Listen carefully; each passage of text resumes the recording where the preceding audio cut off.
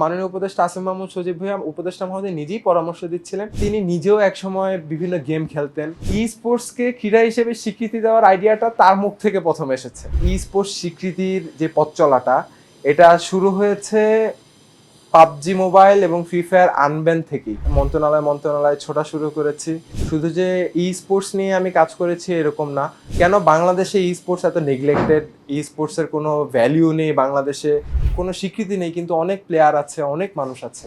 বর্তমান অন্তর্বর্তীকালীন সরকার আসার পর আমাদের অডিয়েন্স, আমাদের প্লেয়ার, আমাদের টিম স্বপ্ন দেখা শুরু করে যে এই সরকার হয়তো এবার আমাদের কথা শুনবেন, আমাদের ভবিষ্যৎ দেখবেন এবং এই ভবিষ্যৎ নিয়ে কাজ শুরু করবেন এবং আনবেন করে ই স্পোর্টসকে স্বীকৃতি দিয়ে আমাদেরকে একটা এটা যে একটা ক্রীড়া, এটাও যে এক ধরনের ক্রীড়া, দেশের বাইরে যে এটাকে একটা টপ টিয়ারের ক্রীড়া হিসেবে গণ্য করা হয়, সেটা হয়তো আমাদের সরকারও করবেন। সাবেক মাননীয় উপদেষ্টা, বর্তমানে জাতীয় নাগরিক পার্টির আহ্বায়ক নাহিদ ইসলাম ভাই, তিনিও ছিলেন।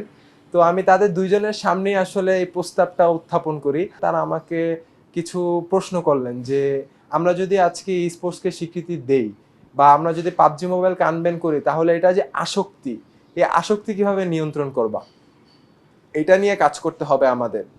আমরা এটা থেকে কিভাবে সুনাম বয়ে আনতে পারি, এটা নিয়ে আমাদের কাজ করতে হবে। আমাদের প্রপার রোডম্যাপ বানাতে হবে। আমাদের কাছে যদি প্রপার রোডম্যাপ থাকে, আমাদের কাছে যদি প্রপার প্ল্যানিং থাকে, তাহলে আমরা এটাকে নিয়ে অন্য জায়গায় যেতে পারি, আমরা কোর্টে যেতে পারি, মন্ত্রণালয়ে যেতে পারি। আমি তাদেরকে বললাম আমি কাজ করব। আমি আশ্বাস দিয়েছি আমি কাজ করব। তারা আমার আশ্বাস নিলেন, তারা বললেন তাহলে এটি নিয়ে আগাও। এটা একটা খুবই সম্ভাবনাময় জায়গা, এই সম্ভাবনাটাকে আমাদের ধরে রাখতে হবে।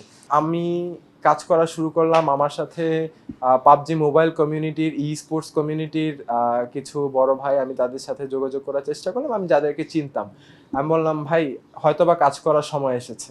তারা বললেন আমি আছি। আমি সাহস পেলাম, আমি সেটা নিয়ে কাজ করা শুরু করলাম। তারপর আমি যুব ক্রীড়া মন্ত্রণালয়ে একদিন গেলাম। যুব ক্রীড়া মন্ত্রণালয়ে গিয়ে মাননীয় উপদেষ্টার সাথে আমাদের একটা সম্মিলিত বৈঠক হলো। সেদিন অফিসিয়াল হলো।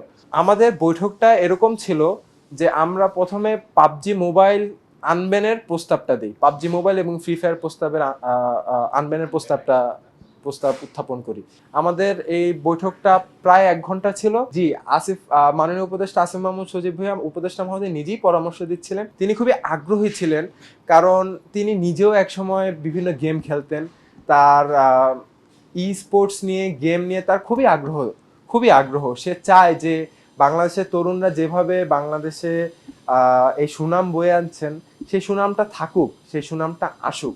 আমরা অনেক ওয়ে বের করার চেষ্টা করলাম যে আসলে ক্রীড়া হিসেবে স্বীকৃতি দিতে হলে এই ক্রীড়ারই, ই স্পোর্টসেরই একটা গেম ব্যান। আমাদেরকে ক্রীড়া হিসেবে স্বীকৃতি দেওয়ার আগে পাবজিকে আনব্যান করতেই হবে, এছাড়া আর কোনো ওয়ে নেই।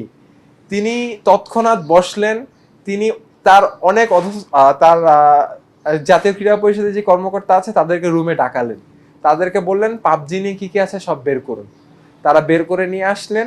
তিনি এটা নিয়ে কাজ করলেন। তিনি আমাদের বিভিন্ন পেপার ওয়ার্ক দেখালেন যে ক্রীড়া হিসেবে স্বীকৃতি দিতে হলে আমাদেরকে এভাবে যেতে হবে এবং যুব ক্রীড়া মন্ত্রণালয় এবং জাতীয় ক্রীড়া পরিষদের এই পাওয়ার আছে, এই ইখতিয়ার আছে ই স্পোর্টসকে ক্রীড়া হিসেবে স্বীকৃতি দেওয়ার। কিন্তু সেটার পক্ষে আমাদের অনেক রকমের যুক্তি প্রয়োজন। জাতীয় ক্রীড়া পরিষদ এবং যুব ক্রীড়া মন্ত্রণালয় কাজ শুরু করলেন। ঠিক 1 সপ্তাহের মাথায় জাতীয় ক্রীড়া পরিষদ এবং যুব ক্রীড়া মন্ত্রণালয় তাদের সকল কাগজপত্র আইসিটি মন্ত্রণালয়ে পাঠিয়ে দিল। সেইখানে ঝড়ের বেগে কাজ শুরু হলো এবং ইন দ্য মিন টাইম আমাকে যুব ক্রীড়া মন্ত্রণালয়ে আমি বারবার খোঁজ নিয়েছি।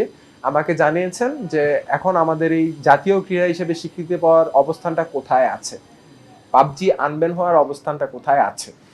এবং আমি সবসময় এটা তদারকি করেছি। তখন আমি দেশে ছিলাম না, আমি যুক্তরাষ্ট্রে ছিলাম। আমি যুক্তরাষ্ট্র থেকেই আমার সকল কিছু আমি তদারকি করেছি এবং আমাকে কন্টিনিউয়াস আপডেট দেওয়া হয়েছে। ইন দ্য মিন টাইম আমাদের যে টিম মেম্বাররা ছিলেন তারা কন্টিনিউয়াস জাতীয় ক্রীড়া পরিষদ, যুব ক্রীড়া মন্ত্রণালয়ে গিয়েছেন, তাদেরকে পুশ করেছেন, তারা আইসিটি মন্ত্রণালয়ে গিয়েছেন। আচ্ছা, তো যখন আইসিটি মন্ত্রণালয় থেকে আইন মন্ত্রণালয়ে আমাদের কাগজগুলো গেল, তখন যুব ক্রীড়া মন্ত্রণালয় থেকে আমার কাছে একটা ফোন আসলো। আমাকে জরুরি তলব করা হলো। কন্ট্যাক্ট করার পর আমি যাই, জাতীয় ক্রীড়া পরিষদে যাই। সেখানে আমাকে জানানো হয় যে সব কিছু পাস হয়ে গিয়েছে, যুব ক্রীড়া মন্ত্রণালয় পাস হয়ে গিয়েছে, জাতীয় ক্রীড়া পরিষদে পাস হয়ে গিয়েছে, আইন মন্ত্রণালয় পাস হয়ে গিয়েছে। তার কিছুদিন পরেই যুব ক্রীড়া মন্ত্রণালয় থেকে আপনারা দেখেছেন একটা স্মারক ছাপা হয়। সেই স্মারকের মধ্যে ই স্পোর্টসকে ক্রীড়া হিসেবে স্বীকৃতি দেওয়া হয়।